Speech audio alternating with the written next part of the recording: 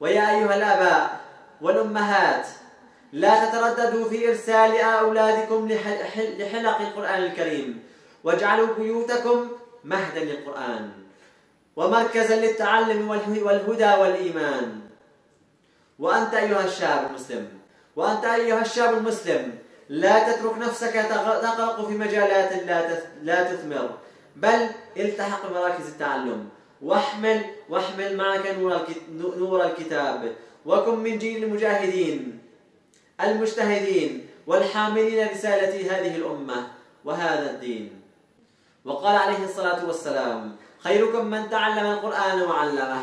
ومن هذا المنبر الكريم نبشركم أيها الإخوة المستمعون بانطلاق الدورة الصيفية لهذا العام لتحفيظ القرآن الكريم لجميع الأعمار ومن جميع الجنسيات.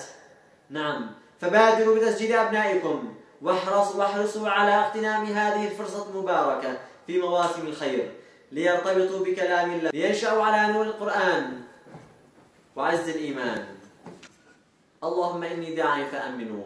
اللهم يا حي يا قيوم، يا من لا تأخذه سنة ولا نوم، نسألك يا رب العالمين أن تجعل القرآن العظيم ربيع قلوبنا ونور أبصارنا وشفاء لصدورنا. اللهم قوي ألسنتنا باللغة العربية، وافتح علينا بفهم القرآن، واجعلنا من أهلك وخاصتك الذين هم أهل القرآن وخاصتك. اللهم بارك لنا في أبنائنا، واجعلهم دعاة للهدى